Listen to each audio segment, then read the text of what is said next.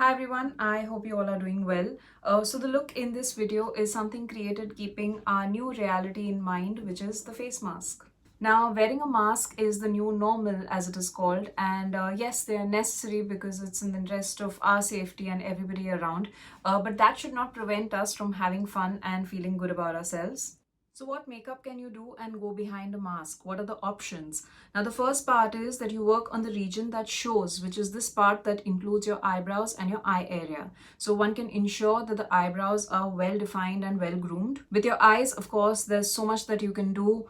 Add drama, play with different eyeshadow colors, different eyeliner colors, go in with a jet black eyeliner, wing it out, work with different styles. With your lashes as well, there's so much that you can do. You can have colored mascara going, add volume with false lashes if you want to take it a step further. And the second part is the rest of the face, which will go behind the mask. Of course, that won't be visible till the mask comes off, but nevertheless, we will work our way across that stretch too. So let's start now. Makeup with a mask on with a few options along the way.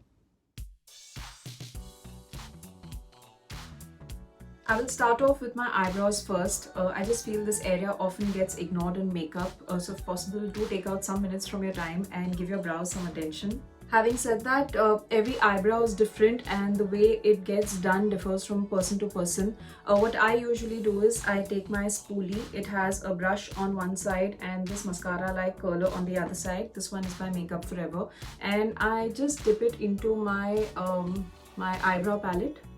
I just put the brush there. I take the lighter color, and then what I do is I just fill up the center part of my eyebrows.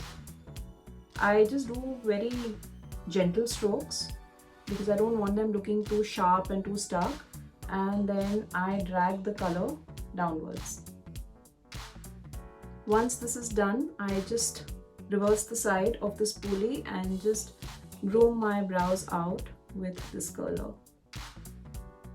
So essentially, I'm just combing my hair, and just make sure that this part of your eyebrows is not filled up with color, because otherwise it'll just look too stark and overbearing. Now let's move on to eyes now. I'm going to start off with this eyeshadow primer by Urban Decay, and I'm just going to apply that on my eyelids. Now I generally apply this eyeshadow primer to keep all my eye products in place, but if your eye makeup doesn't smudge, you can totally skip this. Now option 1 here is that you stick to the basic, that is your eyeliner, kohl pencil and your mascara. Now this combination is a look in itself, it never goes wrong. Pre-COVID, COVID or in times to come, this is there to stay, and it's a look in itself like I mentioned, and it's always very sexy, and it's honestly enough if you don't want to go for more. So the eyeliner that I will use is this Stay On liner by Chambord, Their Real Mascara by Benefit, and Kohl Pencil by MAC. Now I'm just going to apply everything the way we normally do, the way we apply our kohl pencil, the way we apply eyeliner. I don't have to show much there. So I'll just go in with gentle strokes on my waterline for the kajal pencil. I will apply my eyeliner again as usual. And then I'll just go in with some mascara. Now you can stop right here because sometimes this is enough and all that you need, but I want to make this look a little more exciting, so I'm going to go in with this lavender color from this palette by Anastasia Beverly Hills. I've been wanting to do this look for a very long time, so I thought I'll just do it now. It's a beautiful pigmented matte eyeshadow, and yeah, what I like about this is that it's different from the regular browns and golds, so it's a refreshing change from that. But of course you can go with any color of your choice with any brand that you already have. The techniques stay the same. So before I get into that color, I will apply a bit of this white pencil all over my eyelids. The reason to do that is to give a good base for the eyeshadow color to sit on. If you don't have a white pencil, not an issue. You can just prep your eyelids with some concealer. So I'm just going to apply some of that white on my eyelids and just spread it out.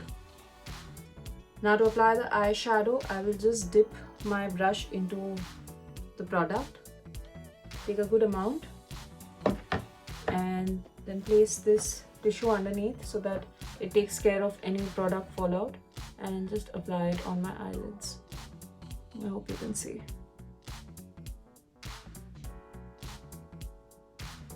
I'm just going to apply it all over my eyelids in the same shape as the eye. So this is that large pop of color showing through my eyes, and this will show through the mask as well. I think I forgot to mention earlier that I had tight lined my eyes. Tight lining will prevent from any cracks showing through the eyelashes. Now just this in itself is incomplete, so once this is done, I will go in with this faded pink all across the crease. This will help me sort of smoothen out this line that is created by the lavender color, and it will of course work as a transitionary color above the eyelids. So I've taken enough pink on the brush and I'm gonna just go above the lavender color. Once both the colors are laid, I will just keep sweeping and smudging across that line so that both the colors merge well with each other, and if there are any harsh lines, they disappear.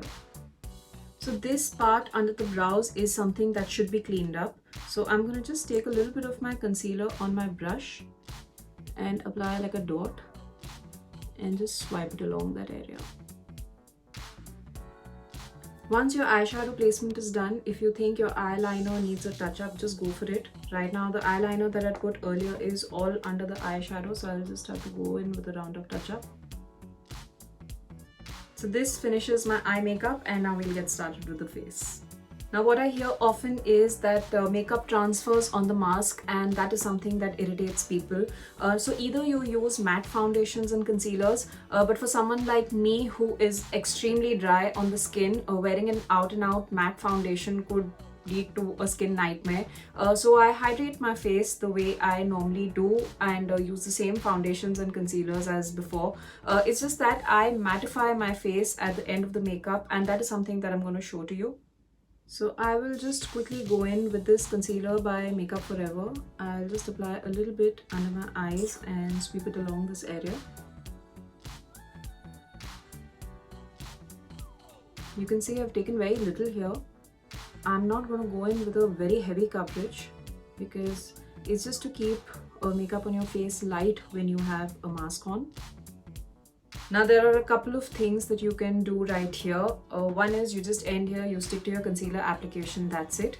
Or you can go in with your BB cream that you use on a daily basis. If not that, you can go in with your pressed powder, or you can go in with your foundation. I'll just go in with a little bit of this BB cream by Garnier, because I believe BB cream is something women use often when they're headed for work or just generally headed out of the house. So I'm just going to take a very small amount and apply it on my face. Now contouring is completely optional. However, if you must, try opting for powdered based products. I'm a fan of cream products, but if I'm wearing a mask, I generally powder it up. So I'm just going to go in with a little bit of my bronzer on the area that I normally do. Similarly, I'll just go in with some blush for some color. Now for the lips, if you have a matte transfer proof lipstick, then you're home. But if your lipstick is even slightly creamy, then here's what you can do. Just apply your lipstick the way you normally do, and then take a tissue and just dab it on your lips. Just press it a few times and that will take all the excess oil away from it. So I'm going to go in with this pink velvet matte by L'Oreal. I'll just apply it on my lips the way I normally do. Once this is done, I'll just dab it on my lips. I won't be able to speak as I'm dabbing, so I'll just show it to you. I'm just going to dab it a couple of times. And then remove the tissue. If you think your lipstick is not looking as vibrant as before after dabbing it with the tissue paper, just take a metallic eyeshadow and dab it at the center of your lips. So that will at least bring some lost shine back on your lips. My face makeup is completely done, and as a final step, I will just take my powdered foundation by MAC Studio Fix and just gently dab it all across my face. Applying a little bit of powder will just remove the excess oil from your face, and that will hopefully help in minimizing transfers. If you don't want to go in with your powdered foundation, just take a tissue and the way you blotted your lipstick, just blot your face a little bit, lightly, gently, and as stylishly as possible.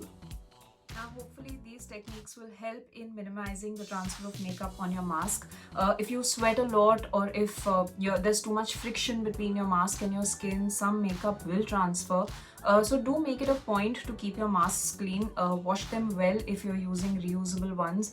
I've heard of unclean masks causing rashes and God knows what not. And now comes the star of my look, the mask. Let's wear this. Oh, how do I look? Ta-da! So this is my version of how you can make your makeup more mask friendly. I hope this helps. Please give this video a like and please share it with your friends because we are all in this together. I also have tons of makeup look options on my blog www.fashiontourist.co as well as on my Instagram handle @Deepika_Kanungo. So if you want any makeup look options, just hop in here and you'll have lots of ideas. Thanks a lot for watching this video. Goodbye, take care and see you soon.